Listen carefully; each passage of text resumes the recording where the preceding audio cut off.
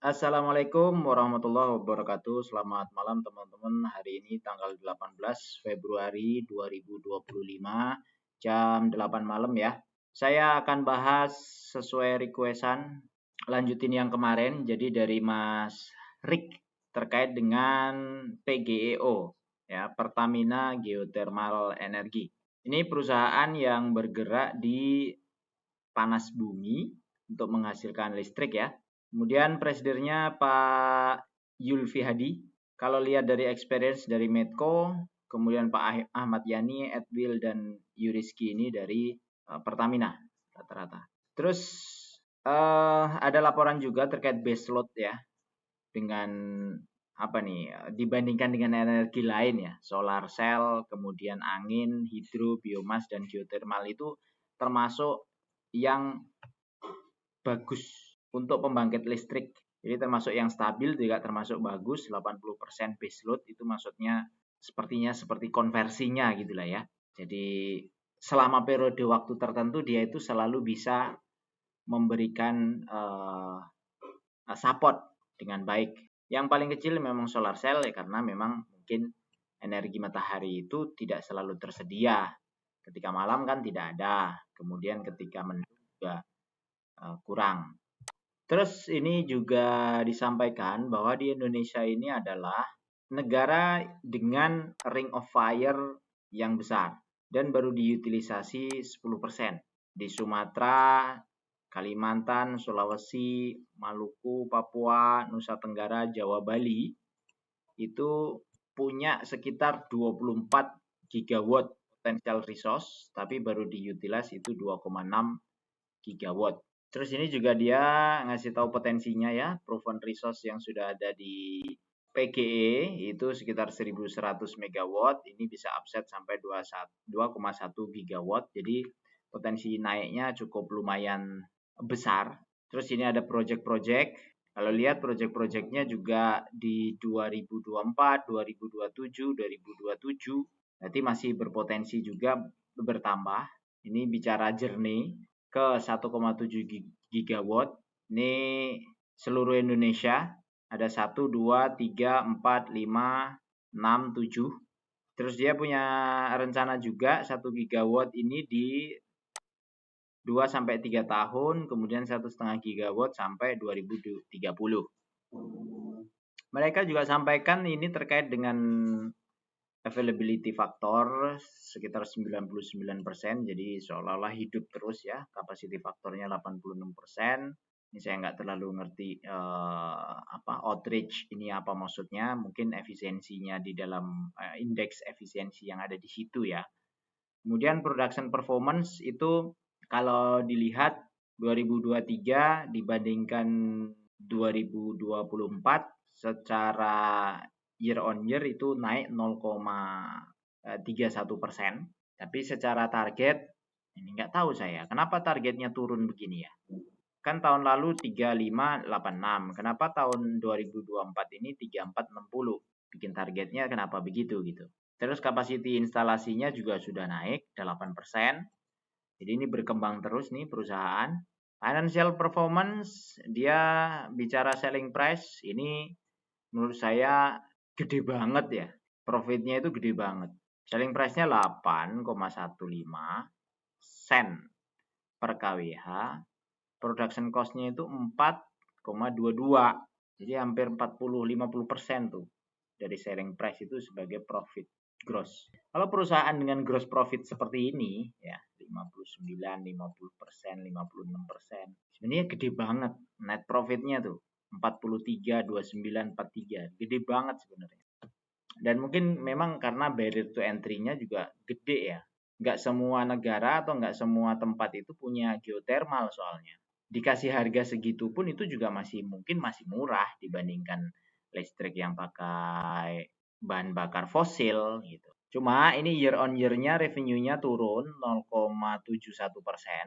Kemudian revenue yang own revenue, ini maksudnya adalah revenue yang di manage sendiri mungkin ya.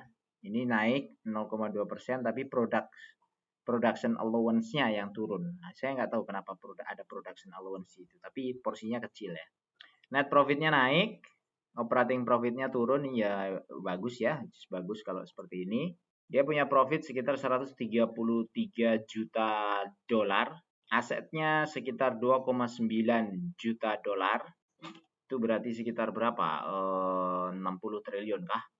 40 sekian triliun kah? Nah, yang menarik buat kita untuk amati adalah ini nih, yang paling bawah nih, Capek. Mereka mencanangkan Capek 2024 ini targetnya 173,6 juta dolar. Terus maintenance 74 juta dolar. Ya kan, ini development, maintenance, apa ini? Inorganic expand. Nggak ngerti nih apa nih. Tapi aktualnya dari 173 ini sampai 9 bulan kemarin 2024 cuma 47 realisasinya. Memang naik 2 kali lipat daripada tahun 2023. Artinya secara investment sebenarnya dia juga naik setiap tahun. Tapi kenapa targetnya segini tinggi gitu loh. Berarti kalau kayak gini kita bisa konfirmasi juga apa yang dikatakan tadi di atas, yang target-target yang ada di ini nih. 1 gigawatt in next 2 sampai 3 tahun. 1,5 gigawatt 2030. Target itu berarti kan sebenarnya didukung oleh Capek yang ada kan. Ketika mencatatkan target 1 gigawatt di 2 sampai 3 tahun ke depan, berarti mestinya Capeknya ini. Mestinya gitu toh logikanya. Tapi kenapa banyak yang tidak tercapai gitu. Apakah salah planning, terlalu ambisius, atau ada sesuatu? Di sini tidak dicantumkan karena highlightnya Capek development naik katanya. Naik memang dari tahun lalu, tapi kan targetnya dia 173. Kemudian maintenance cost-nya naik karena ada Lahedong, Ulebelu, Karaha, Sibaya, dan Lumut Balai. Itu kan dibandingkan 2023. Ya whatever lah, ini naik mau enggak. Tapi kan sebenarnya dia punya target. Ini dijelaskan nih, Capex spending is behind the budget due to pending engineering document, awaiting material for TLG 3,4 piping, dan delay in procurement. Aneh, pending dokumen yang nggak terrealisasi itu 2/3-nya. 60% nggak, hampir 60% nih dari target dia yang nggak terrealisasi. Gara-gara pending dokumen sama waiting material piping. Delay procurement. Aneh. Terus apakah dalam 3 bulan ini, ya 3 bulan kemarin maksudnya, 3 bulan kemarin itu berarti Oktober, November, Desember kan, ini semua bisa terserap, orang selama 9 bulan dia cuma bisa menyerap 47, apakah 60%-nya bisa terserap sampai akhir tahun kemarin, ketika dokumennya udah oke, materialnya oke misalnya. Karena di bawah sendiri, confident to absorb most of our, nah nanti kita lihat closingannya bagaimana. Nah terus yang menarik lagi adalah, ini PGE ini, dia punya ESG rating ya, itu 7,1, itu sangat sangat low ya, maksudnya nggak ada risk lah seolah-olah lah, karena ini hijau ya, energi hijau banget gitu. Kemudian dia nomor 1 listed company di Indonesia, nomor 1 dari global utility sector, 75 dari 16.000 in all sector. Ini maksudnya terkait dengan ini ya, terkait dengan Sustainalytics ESG rating. Jadi memang ini green energy, dan green energy itu sangat menarik untuk saat ini di seluruh dunia. Memang itu kita harus akui.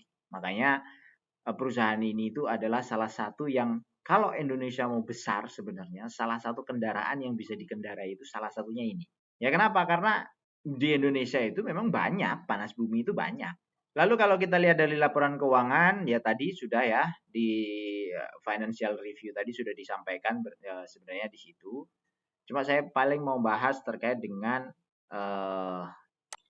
potensi dividen ya. Kalau tahun 2023 dia bayar dividen itu kira-kira di 29 juta dolar, tapi mungkin ada interim sebelumnya. Kemudian 2024 dia sudah bayar nih 128 juta dolar di pembukuan untuk 2023 yang dia bayarkan di 2024. Cash out-nya di 2024 ini ditulisnya. Nah, kemudian di tahun 2025 atau tahun buku 2024 closingannya dia akan bayar berapa nih kira-kira? Nah, kalau tahun sebelumnya dia punya cash itu sekitar 60 juta dolar, kemudian per hari kemarin pas bulan 9 itu punya 136, diasumsikan aja 136 ini mereka bayarkan menjadi dividen, berarti kan 136 dibagi 3. Nah, kira-kira kan dia punya 45 juta dolar lagi sisanya di sini ya. Di area sini nanti ketika dilaporkan nanti di periode September tahun 2025. Artinya memang lebih kecil daripada ini. Cuma yang ditentukan penggunaannya itu sudah lebih besar. Artinya gini, secara saldo laba mereka memanage-nya sudah cukup baik. Sudah sangat baik ya, karena orangnya kan pinter-pinter tadi. Lihat aja direkturnya tadi kan pinter-pinter semua kan. Nih, ini orang-orang yang nggak diragukan lagi ya. Kalau ngelihat usianya sepertinya juga masih muda-muda nih, Pak Yuriski Rio ya, Director of Finance. Ini dari BNI Sekuritas, Mandiri Sekuritas. Ini orang-orang financial engineering semua kan. Apalagi sekolahnya Master of Finance, kemudian Texas, Dallas, ya, pastinya pinter lah. Jadi ngatur-ngatur hal-hal seperti ini udah mainannya lah. Jadi nggak diragukan. Terus gimana potensi dividennya? Nah, ini ada berita di September 2024 lalu kan. Bos Pertamina beri kisi-kisi dividen 2025. Katanya dividen kita lihat lagi, banyak sekali inisiatif. Kita lihat lagi nanti harus naik. Jadi dividennya harus naik. Kalau kemarin dia bagi sekitar 2 triliun, itu ada 128 juta dolar yang tadi ya. Yang tadi saya blok di laporan keuangan 2023 tadi. Pemegang saham menyetujui penggunaan laba bersih itu 78% dari laba bersih, ya kan? Sehingga kira-kira pembagian dividennya berapa? Nah, kita coba aja analyze-nya Stockbit ini kan 65. Ya, kita masukin 65 dengan 78% tadi, berarti kira-kira dia akan bagi sekitar 51. Kemungkinan baginya nanti di bulan Juni. Tahun lalu di bulan Juni 47. Jadi tahun lalu kalau di harga sekarang dia bagi di 5,4%, kemudian kalau tahun ini dia bagi 51, kira-kira di 5,8%. 5,8% itu ya average lah ya. Masih banyak perusahaan lain yang punya dividen yield lebih besar daripada PGEO. Sehingga harganya pun sekarang juga turun. Nah, kalau kita masukkan ke skema pensiun dengan dividen dia 5,8%, kalau kebutuhan per bulan 10 juta dengan nabung 2 juta per bulan, seperti biasa naik 20% selama per periode ya, 5 tahunan naik 20% dengan modal pertama adalah 50 juta. Angka 10 juta per bulan itu nanti akan ketemunya di tahun ke-26, tapi tahun 26 ini kan 10 juta per bulan ekspektasinya tidak sama dengan 10 juta hari ini gitu ya. Harusnya dia future value dividennya itu harusnya di 251 juta per tahun. Jadi kalau 10 juta per bulan itu 120 juta, expected-nya itu sama persis dengan angka sekarang itu kira-kira kalau inflasi 2,5% selama 30 tahun berarti expected future value-nya itu 251 juta per tahun. Itu tidak tercapai dengan hanya nabung 2 juta sebulan. Ketemunya hanya 166 juta per tahun. Sehingga harus ditambahin nabungnya. Kalau 3 juta sebulan baru tercapai 242. Di sini adalah 251. Masih kurang dikit. Ya memang begitu. Kalau pengembaliannya atau yield dividennya makin kecil, maka duit tabungan kita yang harus kita tabung setiap bulannya harus makin gede supaya targetnya tetap dapat, tetap sama. Kan targetnya 4 miliar nih di akhir 2000 di akhir tahun ya, akhir tahun ke-30. Tapi kalau kita bisa pilih perusahaannya yang dengan dividen yield-nya itu 9%, kalau nabungnya 3 juta per bulan seperti ini, ya maka di tahun ke-21 pun sudah tercapai 252 juta per tahun dividen yang kita terima. Sampai pensiun di umur 55 ya, tahun ke-30 itu bisa 50 jutaan per bulannya atau 600 juta setahun dapat dividennya dan nilai investasi kita di 7 miliar. Mungkin nggak seperti ini? Mungkin aja teman-teman. Saya punya video yang lain ya, kayak kasus apa namanya? Kisahnya Any Cyber ya. Kemudian sama satu lagi itu Johnson ya. Jadi ada Theodore Johnson, karyawan UPS, sama Any Cyber. Nanti saya cantumkan di sini. Mungkin yang Johnson nanti di sebelah kiri, yang Cyber nanti di sebelah kanan. Nah, tambahan lain mungkin dia juga PGEO ini bagi dividen ya, ada hak opsi. Opsi ini berarti tebus. Itu sekitar 13 juta lembar saham. Tahap 1, tahap 2. Mungkin nanti direksi-direksinya mungkin juga ya nebus. Nilainya sekitar 10 miliar. Ini untuk karyawan perusahaan ya. Jadi sebenarnya saya senang kalau perusahaan itu punya opsi saham terhadap karyawannya. Karena pasti bekerjanya juga beda gitu. Rasanya itu beda. Walaupun dikasih cuma 1% atau 0, sekian persen. Itu beda. Pas waktu pagi dividen kan dia akhirnya di rekeningnya dia seolah-olah jadi semacam tambahan bonus. Jadi banyak perusahaan-perusahaan yang direksinya itu pegang saham. Dan itu menurut saya bagus. Karena kita ini ikan-ikan kecil, kita ini ngikut.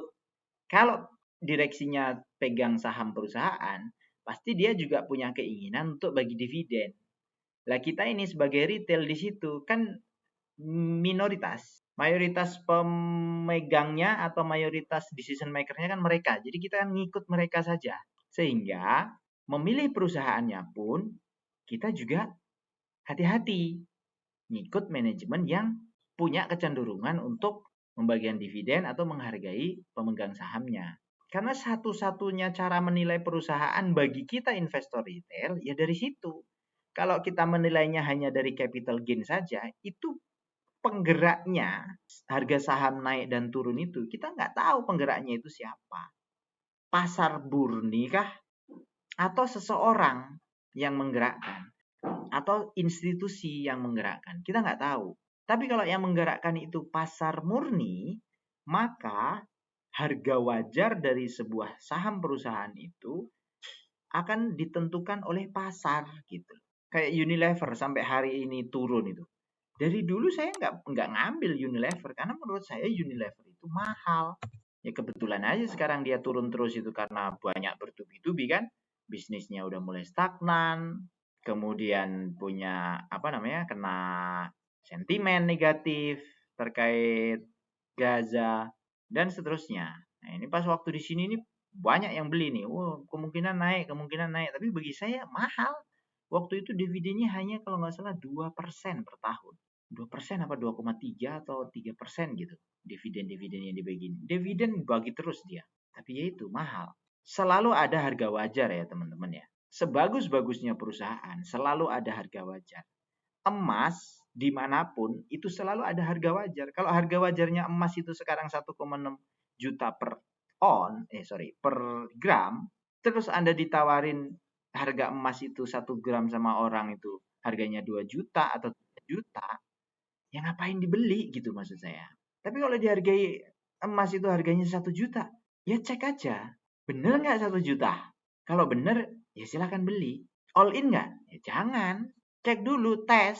1 dibeli itu oke nggak? Jangan-jangan bukan 24 karat kan gitu. Nggak usah buru-buru. Perjalanan kita anggap masih jauh. Dan kita tidak set up di investasi saham ini untuk jadi kaya.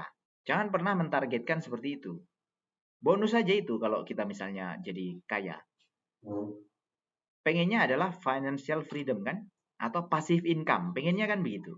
Passive income itu apakah menjadi kaya? Kita menjadi seorang yang kaya? Belum tentu. Kalau yang saya cari lebih ke ketenangan. Artinya kalau ada passive income, ketika ada active income yang saya lakukan, seolah-olah dia ada double garden gitu. Nah, orang masing-masing silahkan teman-teman yang punya capital gain mindset, monggo silahkan. Punya dividen mindset, monggo silahkan. Pengen di pasar saham ini ingin menjadi kaya raya, silahkan. Semua punya mindsetnya masing-masing, semua punya harga wajarnya masing-masing ketika menilai saham, Makanya volatilitas di pasar saham itu sangat fluktuatif karena semua orang menilai satu area di titik yang sama dengan berbagai sudut pandang yang berbeda, dan saya melihatnya dengan sudut pandang ini gitu. Semoga membantu. Jangan lupa subscribe ya dan share ke teman-teman yang lain. Semoga menjadi tabungan kita ya di masa depan, jadi hal yang baik untuk kita sharingkan dengan yang lain. Itu aja dari saya. Semoga bermanfaat. Wassalamualaikum warahmatullahi wabarakatuh.